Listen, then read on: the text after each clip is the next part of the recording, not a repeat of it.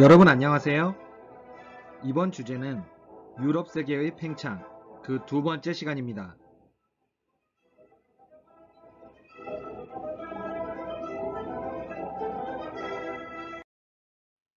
절대왕정의 등장을 살펴보겠습니다. 학습 목표. 유럽에서 절대왕정이 등장한 배경과 그 구조를 이해할 수 있다. 서유럽과 동유럽의 절대왕정이 가진 특징을 비교 설명할 수 있다. 절대왕정 시대는 16세기에서 18세기에 걸쳐 왕권 강화 그리고 중앙집권체제 발전 과정에서 등장한 시기입니다. 이미 십자군 전쟁 이후 왕권이 강화되고 있었고 시민층이 성장해 갔죠. 하지만 아직 봉건적인 신분제도나 귀족들의 특권은 남아 있었죠.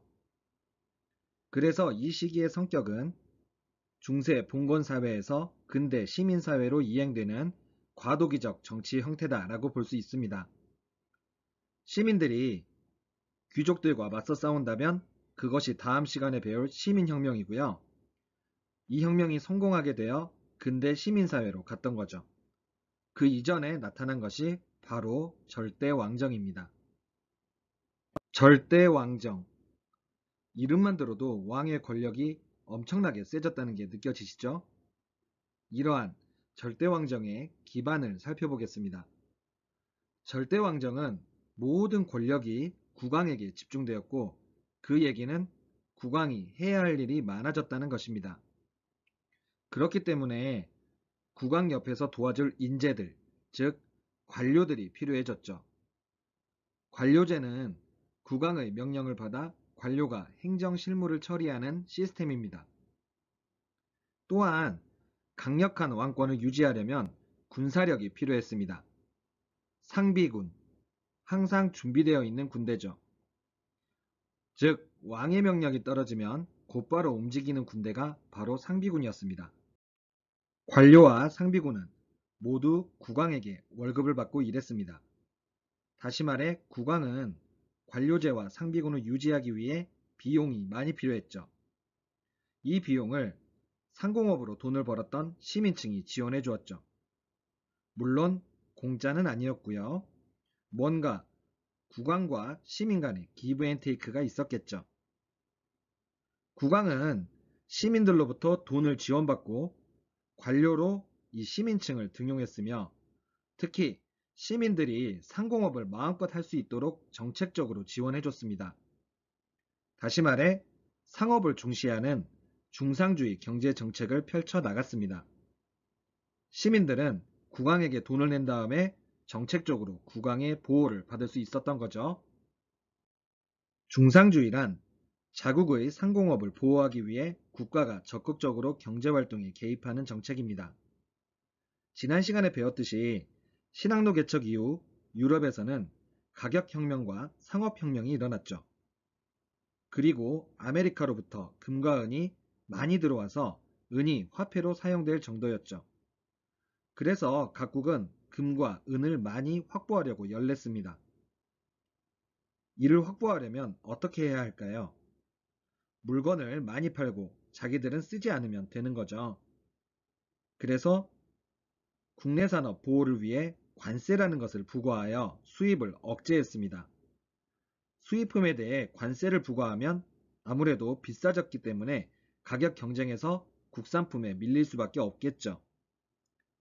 그래서 지금도 외제품이 더 비싼 거예요.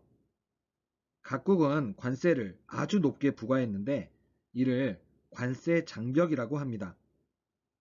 그리고 원료 수출을 금지하고 원료 확보에 열을 올렸는데 이러다 보면 당연히 식민지 획득 경쟁이 치열해졌겠죠.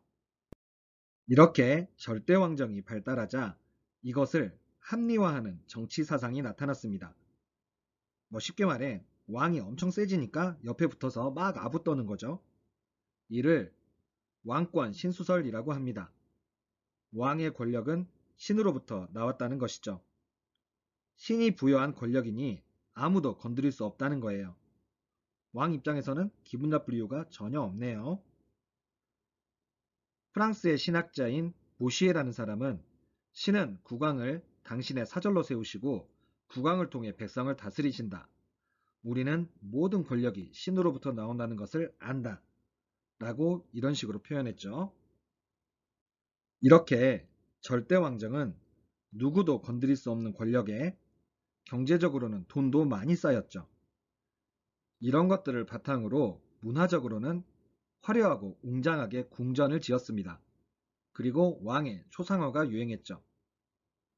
또는 궁전 안에서 지켜야 할 예의 범절을 만들어서 이름하여 궁정문화라는 게 발달하기도 했습니다. 절대왕정 시스템을 도표로 보면 이렇습니다. 전부 다 선생님이 설명했던 것들인데요.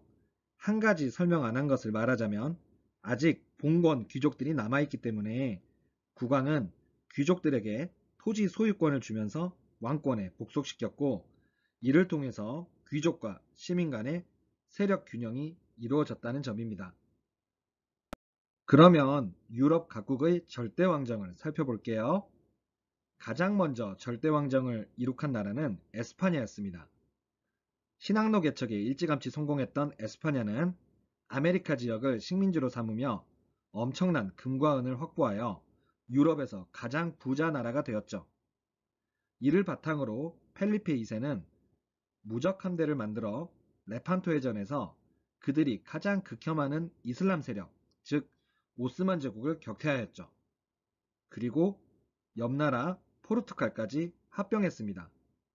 아래 사진이 무적 함대의 모습이에요. 그리고 레판토 해전을 지도상에서 말씀드리자면 바로 그리스 지역에 해당합니다. 하지만 에스파냐는 자신들이 유럽 최강이라고 너무 자만했습니다. 돈이 너무 많은 나머지 산업을 발전시킬 생각을 하지 않았고 특히 이 시기는 종교개혁 시기였는데 여기저기 가톨릭을 강요하면서 전쟁에 휘말리기도 했죠. 이러다가 네덜란드의 독립을 허용해버렸습니다.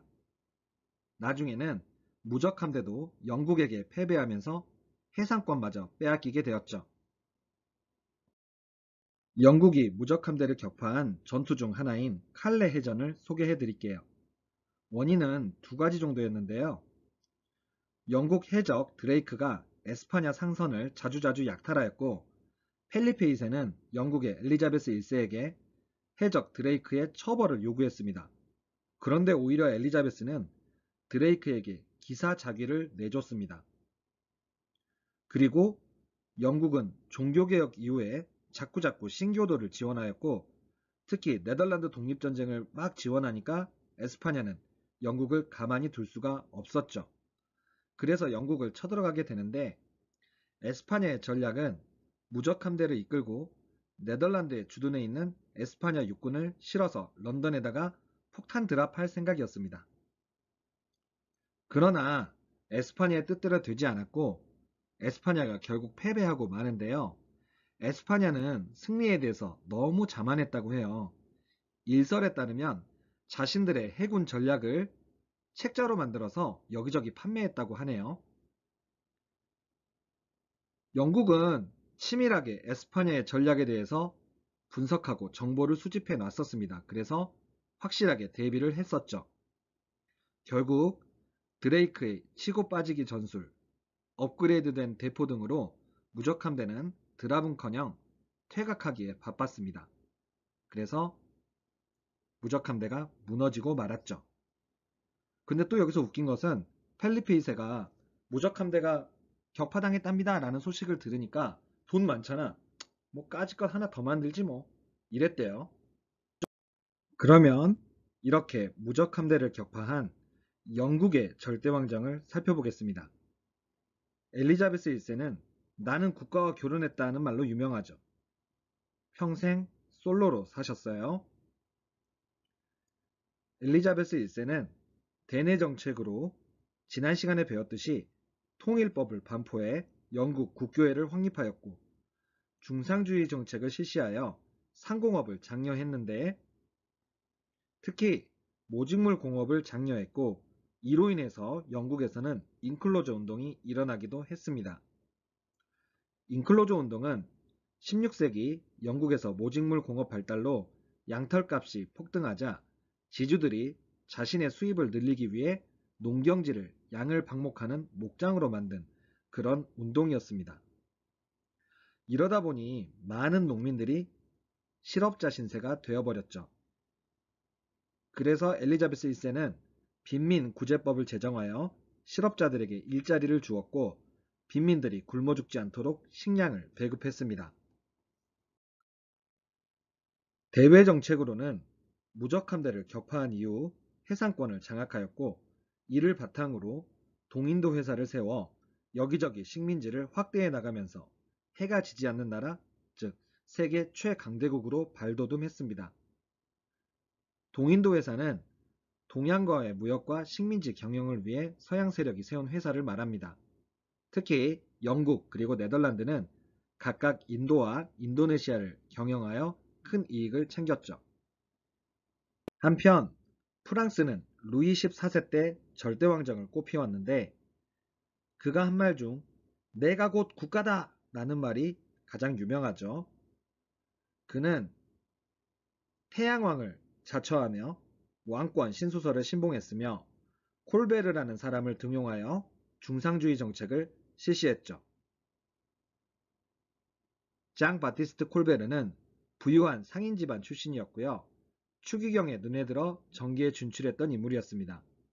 이후 왕당파 쪽에서 일하고 재무상의 비리를 신고하여 국왕의 신임도 얻고 승승장구했습니다.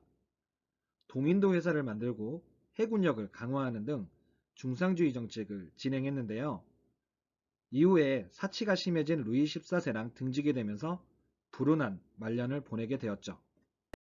이렇게 쌓은 돈을 바탕으로 루이 14세는 엄청나게 화려한 베르사유 궁전을 건축했습니다. 이렇게요. 이야, 정말 한 사람의 집치고는 엄청 크죠? 조금 더 들어가 보면 와, 건물 외부도 굉장히 화려합니다. 안으로 한번 들어가 볼까요? 와, 안은 더 화려하네요. 이 안에서 궁정 문화를 꽃피웠죠. 하지만 루이 14세 역시 돈이 많아지니까 자만해지기 시작했죠. 여기저기 무리한 전쟁에 끼어들었고요. 특히 위그노에게 종교의 자유를 준 낭트 칙령을 폐지해버렸습니다. 이 때문에 상공업자의 대부분이었던 위그노들이 돈을 싸들고 다른 나라로 튀튀해버렸고 이로 인해 프랑스의 상공업은 침체되기 시작했습니다. 이번엔 동유럽의 상황을 살펴보죠. 동유럽의 절대왕정은 17세기 중엽에 발달했는데 서유럽보다는 느렸습니다. 그 이유는 상공업 도시 발달이 부진하여 시민계급이 성장하지 못했고 그러다 보니 과거 농노제가 그대로 강하게 남아있는 상태였습니다. 깨어난 시민층이 없으니 깨어난 군주, 즉 계몽 전제군주가 귀족들을 데리고 관료제와 상비군을 운영해야 했고 왕만 깨어있는 상태에서 무늬만 절대왕정 흉내를 냈던 거죠. 독일은 30년 전쟁의 여파로 국력이 굉장히 약화되어 있는 상황이었고요. 엄청 분열 상태였지만 그 분열된 국가 중 프로이센과 오스트리아가 급부상하기 시작했습니다. 러시아는 17세기 말 정도부터 후진성을 극복하기 위해서 서유럽의 문물을 적극 수용했습니다. 당시 유럽 지도인데 가운데 신성 로마 제국을 보시면 거의 분열 상태인데 그나마 노란색인 프로이센 그리고 보라색 오스트리아가 제법 컸죠. 러시아부터 살펴볼게요. 러시아는 표트르 대제가 계몽 군주를 자처했습니다. 그는 서유럽 문화를 배워서 서유럽화 정책을 추진했고요. 수도로 상트페테르부르크를 건설했습니다. 조금 더 살펴보면 표트르 대제는 이 서유럽 문화를 배우기 위해서 자신의 신분을 숨기고 서유럽으로 들어가 직접 조선소 직공으로 취직하여 일하면서 여러 기술을 배웠다고 합니다. 또 돌아와서 서유럽화 정책을 실시하는 과정에서 서유럽의 문화 보급을 위해 수염세라는 세금도 걷었다고 해요. 수염세, 면도 안 하면 세금 내라 라는 것인데요. 서유럽에서 사람들이 수염을 예쁘게 다듬는 걸 보고 러시아로 오니까 사람들이 수염도 안 자르고 막 그냥 북슬북슬 수염을 긴 거야. 이게 굉장히 뭔가 낙후되고 발전 안 된 것 같이 보여서 사람들에게 상징적으로 서유럽 문화 보급을 위해 니네도 면도해 라고 한 거죠. 그리고 표트르 제제의 중요한 기반으로는 어렸을 때 또래 동네 아이들을 모아서 육군, 해군별로 나누어 병정놀이를 즐겨 했었는데 이 장난감 연대라고 부르는 모임은 표트르 대제의 훌륭한 친위 부대로 성장했다고 합니다. 여러분도 혹시 모르니까 친구 잘 두세요. 이곳이 상트페테르부르크의 위치예요. 뭔가 바다로 나가고픈 의지가 보이지 않나요? 자, 상트페테르부르크 모습을 볼게요. 예쁘죠? 와, 여기도 만만치 않네요. 그쵸? 이게 야경이에요. 여행도 한번 가보고 싶죠? 상트페테르부르크를 보면 아시다시피 러시아는 참 해외로 나갈 수 있는 항구가 없었는데요. 대외적으로 스웨덴과 북방 전쟁에서 승리하였기 때문에 이 발트해로 그나마 진출할 수 있었죠. 다시 말해 그들이 그토록 원하는 얼지 않는 항구를 확보한 셈이었죠. 그리고 이 전쟁에서 이겼기 때문에 수도인 상트페테르부르크를 건설할 수 있었습니다. 그리고 동쪽으로는 시베리아를 건너갔는데 당시 중국을 차지하고 있던 청나라와 마주하게 되었고 청나라와는 네르친스크 조약을 맺어서 국경을 확정짓고 시베리아 역시 개척해 나갔습니다. 지도에서 네르친스크의 위치를 확인해 보시죠. 다음으로 예카테리나 2세는 독일 출신 여자로서 당시 황제였던 표트르 3세의 부인이었습니다. 표트르 3세는 앞에 얘기한 표트르 대제와는 다른 인물이에요. 참고로 표트르 대제는 표트르 1세예요. 아무튼 예카테리나 2세는 표트르 3세의 부인이었는데 남편을 쫓아내고 본인이 황제 자리에 오른 그런 인물이었습니다. 그녀는 계몽군주를 자처하며 내정개혁을 단행하였고 특히 프로이센, 오스트리아와 함께 폴란드를 분할 점령했습니다. 지도를 통해 보시면 폴란드가 딱 세 나라 중간에 끼어 있죠. 힘없이 불쌍하게 당한 폴란드였네요. 다음으로 오스트리아와 프로이센을 살펴보겠습니다. 이쪽은 신성 로마 제국 지역이라 굉장히 많이 분열되어 있었고 복잡했죠. 이 와중에 오스트리아의 마리아 테레지아는 신성 로마 제국의 황제 자리를 계승받으려고 했으나 여자는 안 돼! 라고 하는 프로이센 중심의 제후국들의 반발로 왕위 계승 전쟁이 일어나게 되었습니다. 사실 이 전쟁은 오스트리아와 프로이센 간의 슐레지엔이라고 하는 땅에 영유권을 놓고 싸운 전쟁이었고요.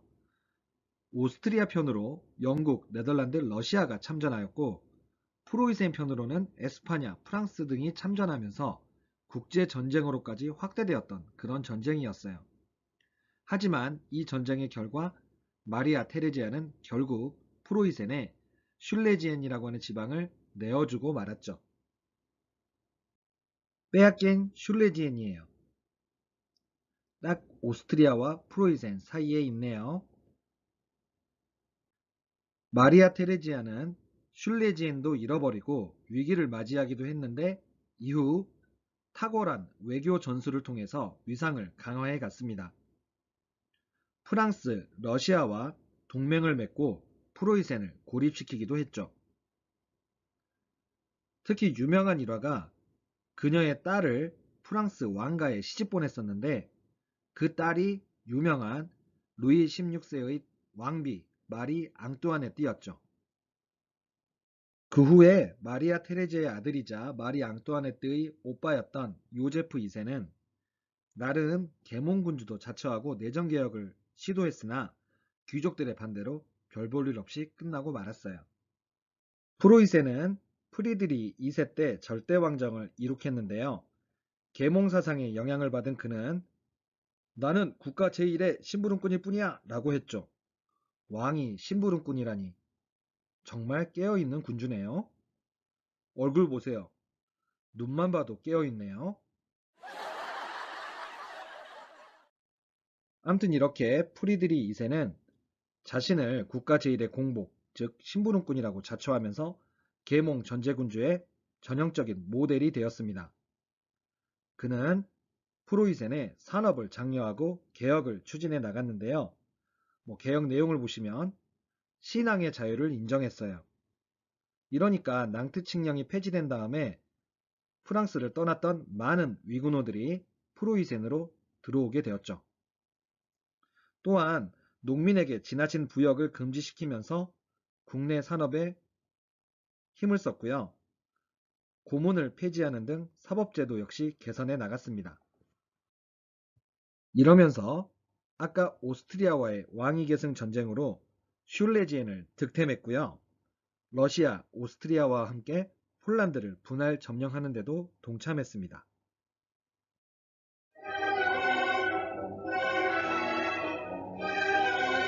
이 시간은 여기까지 하겠습니다. 다음 시간에는 과학혁명과 계몽사상에 대해 수업할게요. 여러분 고생하셨어요. 안녕.